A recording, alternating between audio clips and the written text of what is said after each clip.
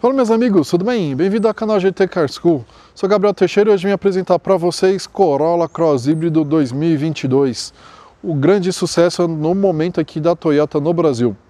Temos aqui com a versão híbrida, né? Então, comentando um pouco sobre esse carro, ele tem praticamente 4 versões e tem uma especial, mas as duas primeiras elas são a combustão, motor a combustão 2.0, que é o motor aperfeiçoado da Toyota, na verdade o 2.0 de maior rendimento que a gente tem atualmente no nosso mercado aqui no Brasil. Inclusive ele rende mais do que o motor 1.5 turbo que equipa o Civic, né?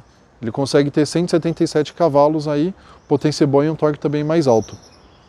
As últimas duas versões são híbridas, né, que elas são híbridas com motor 1.8. Também tem uma Special Edition, uma edição especial que fizeram, limitada a 1.200 unidades, que também ele é híbrido. Então, sobre o sobrenome Corolla, né, o Corolla ele vem do latim, que quer dizer coroa de flores, quer dizer felicidade e triunfo. Esse Cross, particularmente, o nome Cross foi patenteado na Europa em 2018. E lá se achou-se que ele ia ser um SUV, mas baseado no hatch, no Corolla hatch, que na verdade nunca veio aqui para o Brasil. E na verdade, com o tempo, se descobriu que ele foi baseado mais na perua, né? Aí, próximos anos 2020, ali começou-se a ter mais a clareza como o carro seria. Esse carro aqui, ele é vendido mundialmente. Aqui no Brasil foi feito um investimento de R$1 bilhão na fábrica em Sorocaba, onde esse carro é produzido. E a ideia é fabricar o carro aqui no Brasil e passar a exportá-lo, né, a vendê-lo em 22 países, principalmente na América Latina e na região do Caribe. Então é uma aposta grande aí da Toyota nesse veículo aqui. Os pilares, então, na verdade, quando a Toyota fez esse carro, foram baseados em 4, né? Que seria o design, segurança, o espaço interno e a dirigibilidade. A dirigibilidade que se assemelha muito com o sedã, o espaço interno dele porque realmente é bom para a cabeça, ele até sendo até maior do que o próprio sedã. E também ele acaba tendo um design muito mais bonito e segurança também, a gente vai falar daqui a pouco, mas ele tem bastantes recursos aí. O objetivo de ser lançado esse carro, qual foi? Competir diretamente com o Compass. Porém, ele tem um objetivo um pouco diferente. Enquanto o Compass prega por um carro flex convencional e uma diesel, que seria mais um off-road, a Toyota preferiu usar o flex para competir nos de entrada e ter um mais sofisticado, porém focado no híbrido, né, que seria no consumo de combustível menor. Aí, então os carros têm propostas bem diferentes, porém ambos agradam e ambos são bem vendidos aqui no Brasil. Debaixo desse capô, então, nós temos um motor a combustão, que é um motor 1.8, ele vai gerar aí 98 cavalos, isso daí na gasolina, né? Isso daí é em torno de 5.200 RPMs, e você também tem ele no etanol, gerando aí 101 cavalos, também a 5.200 RPMs, com um torque de 14,5 kgfm, isso tanto na gasolina quanto no etanol. Vale lembrar que esse motor aqui ele usa o motor Atkinson, né? Então ele utiliza esse ciclo Atkinson, que ele é um pouco diferente do ciclo Otto. Ele privilegia o consumo em detrimento do desempenho. Ou seja, esse motor é muito utilizado quando você tem um carro híbrido, porque nas primeiras rotações, as rotações mais baixas, ele é ineficiente. Ele se torna eficiente com rotações mais altas. Como ele funciona? O tempo ali o curso, na verdade, de expansão é maior do que o de compressão. Então ele começa na expansão, ele começa a descer o cilindro e começa a subir com a válvula de admissão ainda aberta. Ou seja, a mistura o ar combustível acaba retornando um pouco produto de admissão. Isso acaba melhorando aí a queima, né? Acaba melhorando o rendimento do carro, acaba melhorando a queima em si, né? Então, consequentemente, o carro acaba consumindo menos, porém você acaba perdendo o rendimento, como eu havia falado. Porém, em altas rotações, esse problema acaba sendo resolvido. Como o motor acaba girando muito rápido, né? Então praticamente não consegue retornar tanto essa mistura e aí a eficiência fica excelente. Por isso, nas primeiras rotações, a gente acopla com motor elétrico. Na verdade, esse carro tem 2 motores elétricos de 72 cavalos cada um deles, né? E aí a potência combinada do motor elétrico com o motor a combustão é de 122 cavalos. Não é a soma das potências, porque o motor a combustão ele tem um pico de torque diferente do motor elétrico. O motor elétrico ele te entrega o torque praticamente imediato nas primeiras rotações. Já o motor a combustão demora um pouco mais e você não consegue casar essas duas curvas aí de máximo desempenho. Lembrando também que o torque combinado desse motor aqui é de 16,6 kgfm, né? Voltando um pouco para esse motor a combustão, só para a gente ter uma ideia que não é tão eficiente quando se compara com o do Etios. Ele tem uma potência muito parecida com o motor do Etios aí, 1.5, 1.3, é muito próximo, sendo que esse é 1.8. Mas, como a gente falou, o foco do objetivo do carro em si é outro, né? Lembrando também que esse motor ele é um motor ele é duplo comando no cabeçote, ele utiliza corrente, porém a variação é apenas na admissão e não no escape, como na maioria dos motores da Toyota. Bom pessoal, a gente consegue perceber uma coisa interessante, como esse carro foi feito algumas adaptações, como aqui. Dá para perceber que a estrutura parava aqui e eles deram uma esticada para cá, né? Eles fizeram suportes aqui para realmente trazer mais para fora. Né? A gente percebe isso em toda a lateral aqui para realmente deixar o carro mais largo e levantar essa parte aqui para conseguir colocar o capô. Ou seja, fizeram umas adaptações que a gente tinha no Corolla, né? Tentaram fazer um outro carro de uma forma muito mais barata, tanto que aqui o carro, o motor dá a sensação que realmente ele está um pouco mais baixo do que em relação ao Corolla, que ele estaria mais aqui em cima. Vale lembrar também que essa parte aqui é a parte do motor a combustão, desse lado, e desse lado é a parte híbrida, a parte elétrica, né? Onde a gente tem os inversores, conversores, a parte também do motor elétrico, todos ficam nessa parte aqui desse lado aqui do motor. Só para critério de comparação, a bateria desse carro aqui é de 1,3 kWh, né, a capacidade dele, enquanto o do Golf GTE, que é um veículo híbrido, né, um Golf híbrido, inclusive ele tem avaliação aqui no canal, ele tem uma capacidade de bateria de 8,8 kWh. Né, por ele ser um carro plug-in, ele tem uma autonomia maior, então ele acaba tendo uma capacidade maior de baterias também. As baterias desse carro aqui, do Prius, dessa geração, né, afinal esse carro aqui é a mesma plataforma do Corolla e do Prius, porém ela é flex e o Prius não é. Mas as baterias não são uma das mais modernas existentes no mercado. Porém, como a Toyota já faz esse carro há muitos anos, ela conseguiu aperfeiçoar bem essa bateria e deixar ela bem compacta.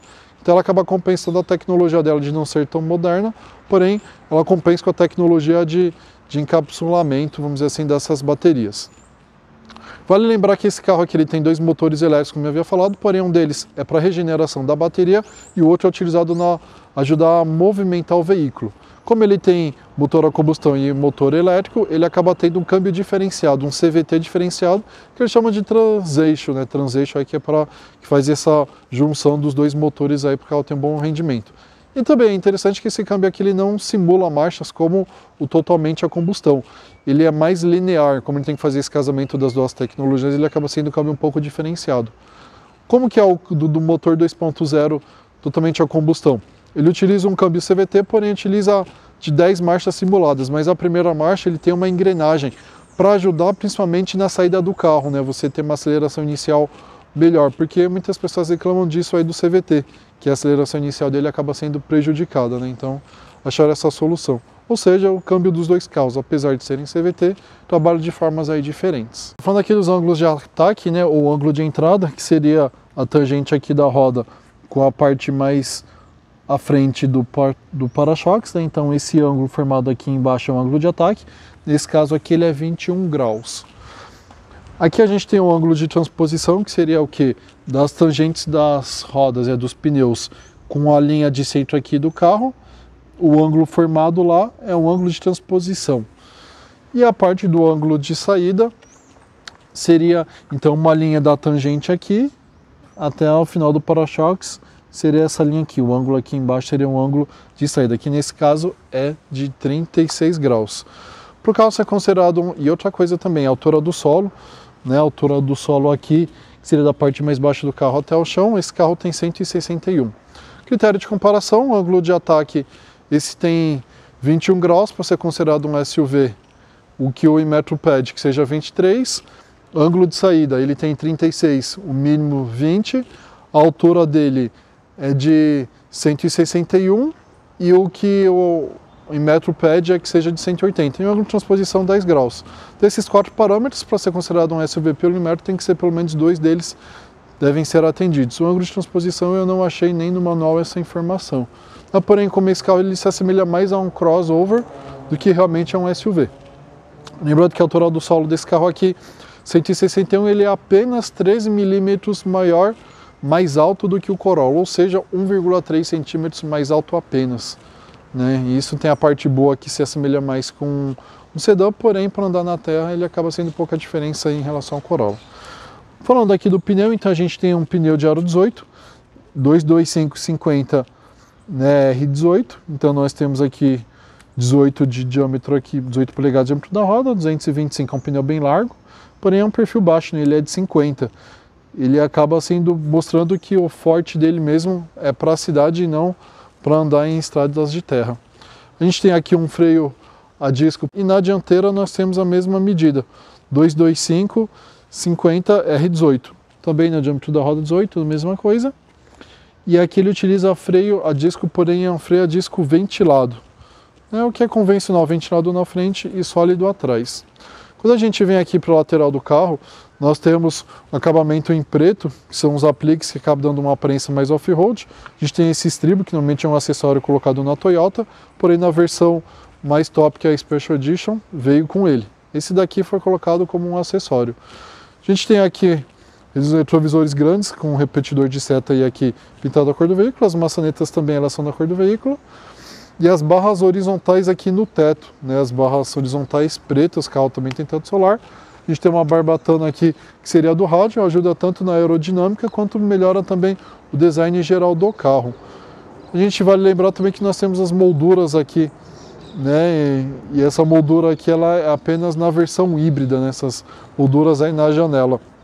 Quando a gente vem aqui para lá, parte traseira, temos lanternas horizontais que elas acabam invadindo a parte aqui da lateral do carro, né? Na parte traseira a gente tem uma traseira bonita, os apliques preto no para-choques continuam para dar a mesma aparência off-road. Para você destravar o carro, só você apertar o botão, mesmo que o carro esteja travado, você apertando o botão, ele vai destravar, porque é chave presencial que o carro tem, né? Aqui nós temos no porta-malas esse tipo de cortininha, né, que é utilizado muito em SUVs e também nas piroas antigamente. A gente tinha um porta-malas de 440 litros. Esse porta-malas ele é 30 litros a mais aí do que do Jeep Compass, né? Ele é bem acabadinho, ele também tem iluminação e tem esse borrachão aqui que normalmente é acessório. E por baixo dele aqui nós temos o step. Ele é um step temporário, né? A Toyota começou a adotar esse recurso aqui nesses últimos anos. Mas ela foi uma das últimas montadoras a se render. Aqui na parte do puxador, a gente tem puxador de um lado só. Isso pode acabar atrapalhando para quem for canhoto, né? Porque acaba tendo menos força aqui. Ele é uma porta pesada para você fechar, porém é uma porta que ela, na hora de abrir, ela acaba abrindo muito fácil, né? Uma porta leve para abrir, porém para fechar acaba sendo um pouco pesado. Bom, pessoal, vamos ver como é o espaço interno então aqui do carro. Parte traseira. Abrindo e começando aqui pela porta, a gente tem dois tons. Essa parte toda aqui ela é macio ao toque, né? Essa parte aqui já é plástico convencional, bem como aqui. E aqui também volta a ser macio ao toque. É um acabamento bem feitinho, né? Mesmo as partes plásticas, ele não tem rebarbas nem nada e os encaixes são muito bons. Porta-copos eu achei legal, ficou uma posição boa, porque muitos carros você porta-copo mais para baixo. A gente também tem a parte aqui cinza, né? Meio jateada aqui do acabamento. O espaço interno que a gente tem aqui não é ruim, né? O banco está regulado para mim, eu tenho 1,80 m, fica aqui uns 2 dedos. Vale lembrar que esse carro ele tem 2 centímetros a menos de entre-eixos do que o Corolla, então acabou reduzindo um pouco o espaço aqui. Porém, para a cabeça o espaço é um pouco melhor do que o do Corolla. A minha cabeça não bate aqui, sendo que o do Corolla acaba batendo, né? Incomodando um pouco. Esse carro aqui ele tem alças aqui no teto nos 4 lados, e o bacana é que o teto é preto. Eu particularmente gosto bastante, acho que isso fica bem legal porque não aparenta tanto a sujeira. Quando a gente vem aqui para os bancos, são bancos bons, eles são compridos, né? Então eles acabam sendo bem confortáveis, vão 2 adultos confortáveis. Aqui no centro não vai tanto porque a gente tem a parte aqui do apoio de braço, né? Nesse apoio de braço aqui, ele também é macio ao toque e ele tem 2 porta-copos, porém, apesar de ele ter uma superfície mais áspera aqui, não tem aquelas garrinhas para travar o seu copo ou algo do tipo. Temos também aqui os centros de 3 pontos para os 3 ocupantes, bem como nós também temos aqui os Isofix, né, que são por aqui nas 2 posições. Temos a luz de teto na parte traseira, muito interessante para quem tem criança. Quando a gente vem aqui para o banco, nós temos porta-revistas atrás do banco do passageiro, não temos do motorista. O interessante é nessa parte aqui, onde nós temos saída do ar-condicionado e mais embaixo nós temos também saídas USB, temos 2 saídas. Então algo muito bacana para essa categoria de carro, era de se esperar, mas nem todos os carros mais caros acabam tendo esses recursos aqui na parte traseira. Na parte aqui então dos bancos eles são bipartidos, né? E uma parte interessante é que ele tem uma regulagem do encosto. Você consegue colocar nessa posição aqui que ele fica um pouco menos inclinado, mas você consegue também colocar nessa outra posição onde ele fica mais inclinado. Tem essas duas regulagens aí para dar mais conforto para quem vai aqui atrás. Lembrando também que você pode rebater o banco se você precisar de um espaço maior, transportar algo que seja mais volumoso. Vamos ver então como é a parte interna aqui do carro, a parte do motorista. A gente tem toda essa parte bege aqui, ela é macia ao toque, né? A gente tem a costura aqui bonitinha e tal. Essa parte escovada do puxador.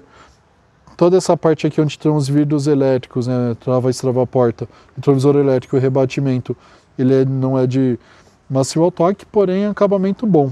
E aqui essa parte preta em si é macio ao toque. O negócio que eu fiquei incomodado um pouco é com a rebarba. Quando a gente passa o dedo aqui, a gente sente que tem um pouco de rebarba. Não é muito perceptível, porque essa parte ela se encaixa aqui, então normalmente as pessoas não vão sentir. Mas algo também aqui legal que a gente tem o porta-copos, né? E a gente também tem uma saída de caixa de som na parte aqui de baixo. Quando a gente entra no carro, nós temos aqui a regulagem do volante. Ele não despenca, né? Você solta aqui, ele não despenca, na verdade só um pouco, mas não é que nem do Etios. Você tem a regulagem de altura, né, de profundidade e de altura, então você consegue achar a posição ideal para você.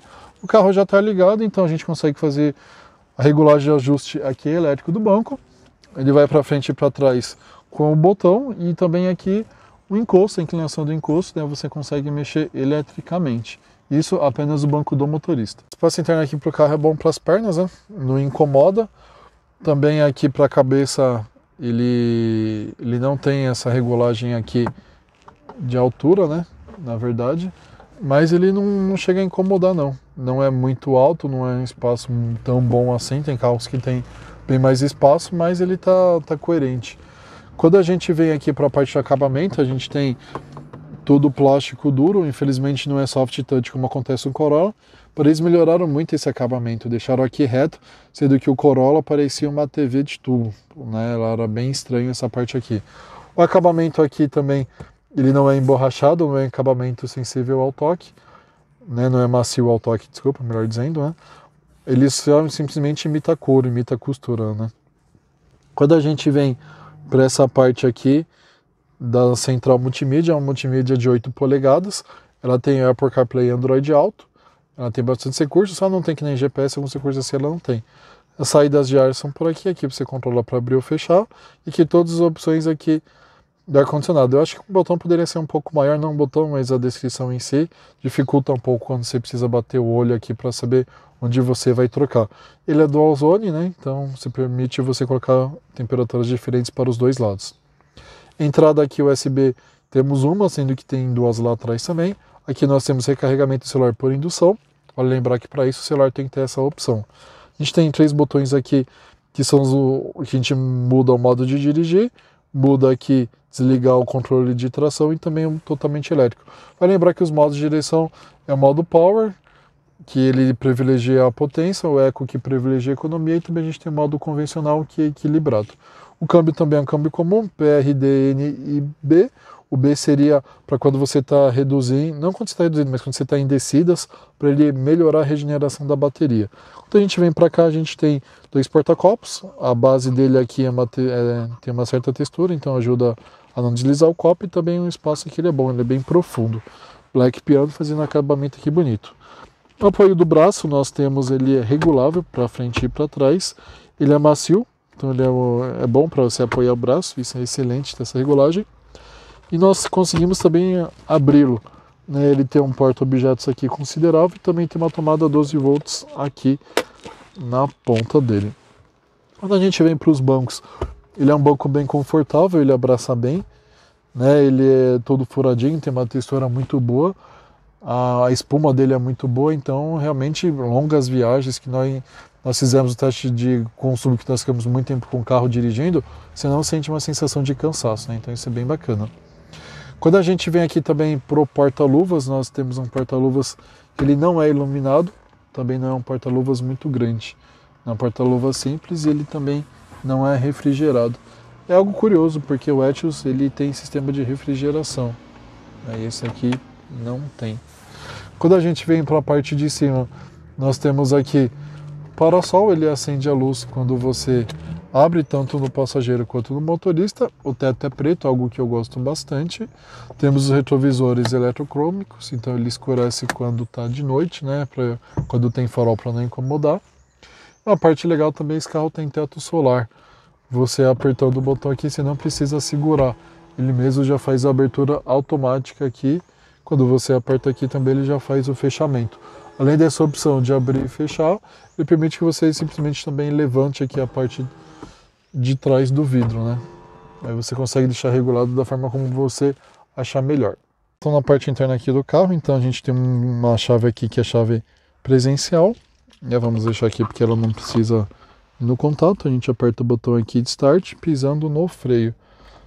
E aí o carro liga. Como a bateria está boa, então ele não ligou o motor a combustão. Mas já deixou o carro preparado para a gente usar. Quando a gente vê aqui o volante, é um volante bem acabado. Nele é de couro, porém aqui a textura dele ele é muito lisa. Eu acho que isso acaba incomodando um pouco. Se a mão da pessoa estiver muito lisa, né, pode acabar deslizando um pouco, acaba incomodando um pouco. A gente vem aqui nos comandos. Desse lado aqui ele tem o comando do computador de bordo ali, que a gente consegue ver, né? Tem as informações para você habilitar e desabilitar algumas informações do carro. Toda vez que você liga, ele reseta ali as informações da quilometragem e também do tempo percorrido. Você consegue ver a rádio que você está. Aqui é o piloto automático adaptativo, né? E o consumo dele. Mas voltando para cá, você consegue também atender o telefone aqui, aumentar e reduzir o volume aqui, também do rádio.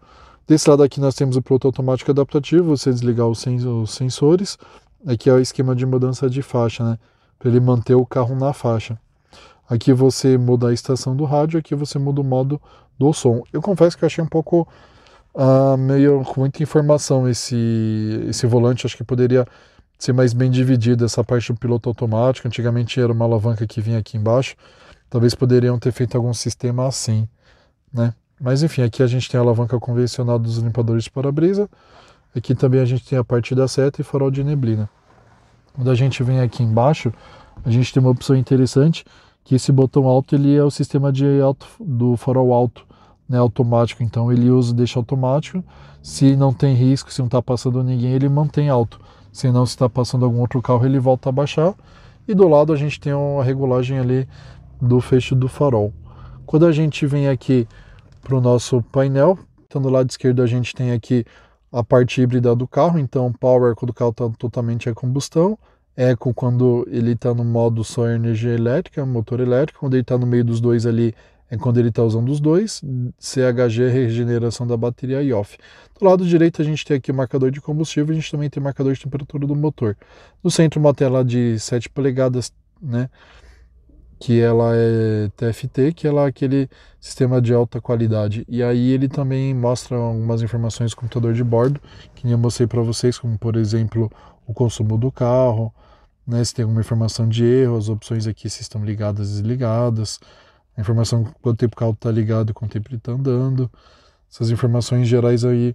Computador de bordo é um computador de bordo simples, mas tem as informações essenciais que a gente precisa. Estamos aqui debaixo então do Corolla Cross híbrido, né? A gente tem aqui a parte do motor no lado direito e aqui na outra parte a gente já tem ali a parte do câmbio.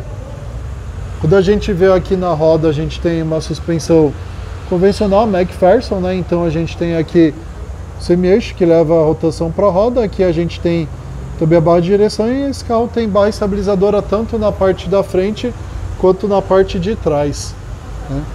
A gente vê aqui as tubulações indo até o fundo.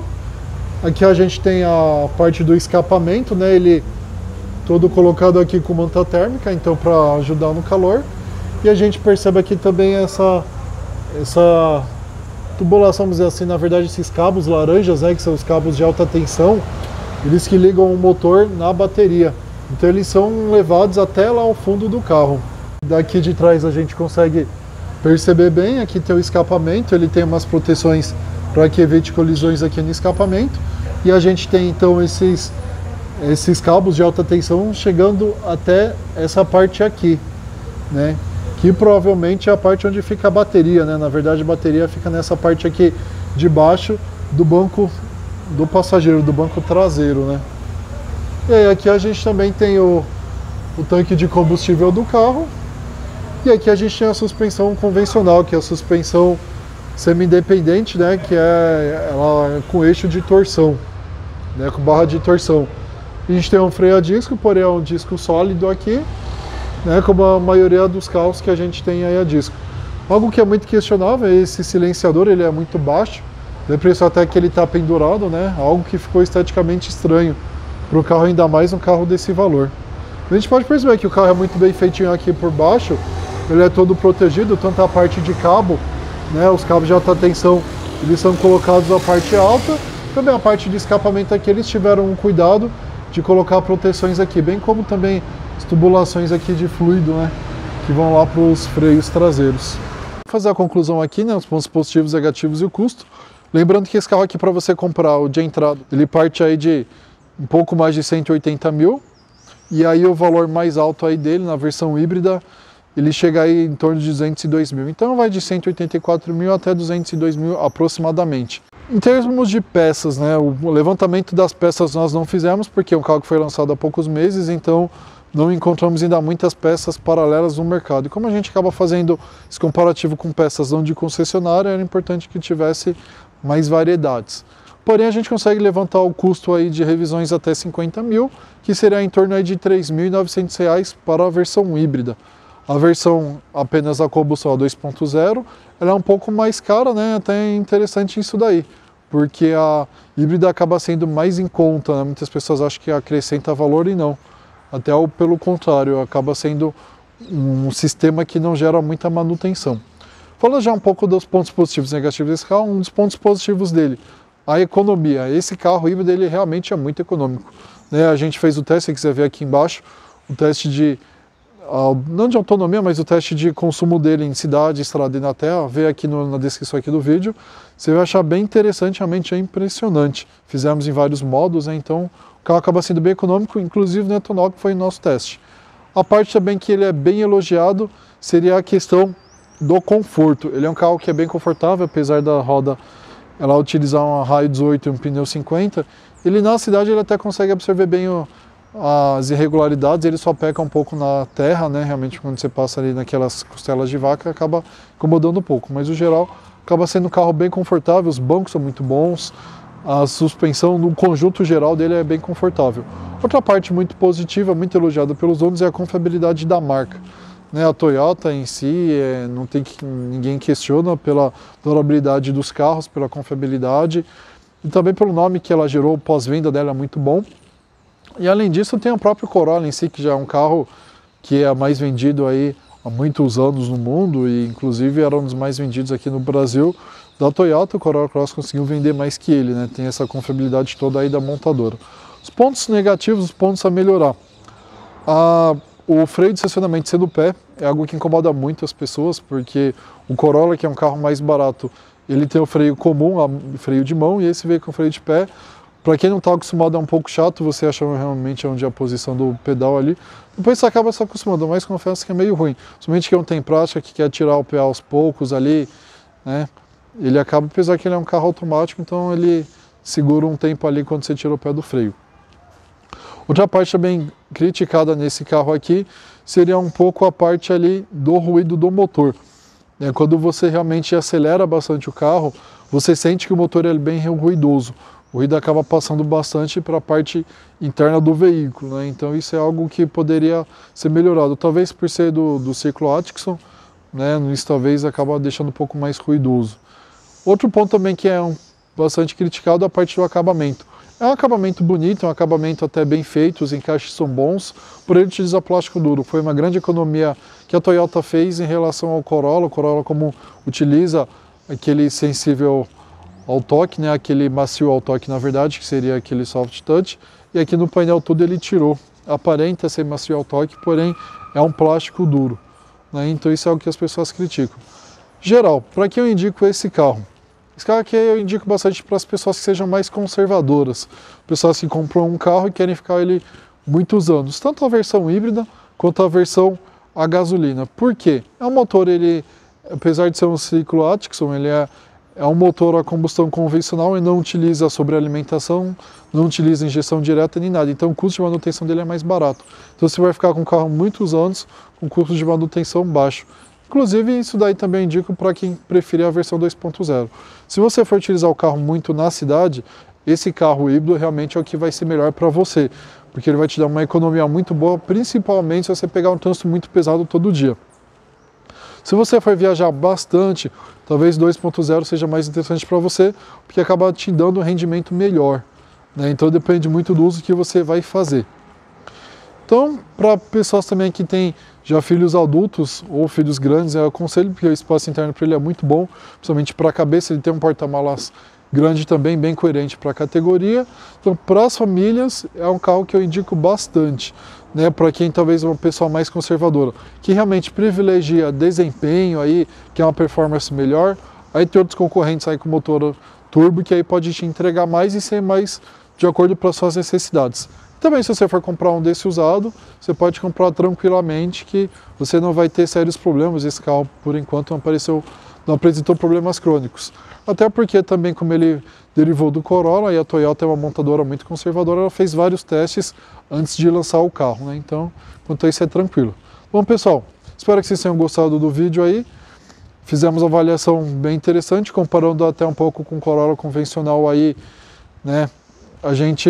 Eu aconselharia o Corolla convencional para quem gosta um pouco mais de conforto, um pouco mais... gosta de um pouco mais conservador, porque o carro te dá um espaço interno um pouco melhor, não para a cabeça, mas para as pernas. Ele acaba sendo, por ser um pouco mais baixo, ele te dá também uma sensação melhor de direção e é um carro mais no chão, né? Então, para quem gosta de prazer mais de dirigir, indicaria também o Corolla Sedan. Para quem quer um carro um pouco mais alto, até para facilidade de colocar os objetos no porta-malas, por ser alguém que transporte volumes grandes também, aí realmente o Cross aqui encaixaria melhor no seu perfil. Pessoal, é isso aí. Obrigado por ter assistido até o final, espero que vocês tenham gostado do vídeo. Lembrando que a gente também tem o teste de direção aqui embaixo, que vocês podem ver, assim como também nós fizemos o teste aqui de consumo, também os dois vídeos são com a descrição aqui embaixo. Se você não é inscrito no nosso canal, se inscreva, deixa seu like, compartilhe com seus amigos, seus familiares, aí nas suas redes sociais também, com pessoas que gostam de carro, que isso nos ajuda bastante. Deixe seu comentário aqui também, o que você achou do Corolla Cross? Vale a pena ou é melhor o Corolla convencional? Lembrando que esse carro aqui é em torno de 2.000 a mais do que o Corolla convencional. Esses 2.000 vale a pena ou melhor voltar para o Corolla antigo, ser mais conservador? Deixa aí nos seus comentários o que você achou sobre isso daí. E também acompanhe a gente nas redes sociais, GT Car School, tanto no Facebook quanto no Instagram. Bom, pessoal, obrigado, aguardo vocês na próxima. Valeu!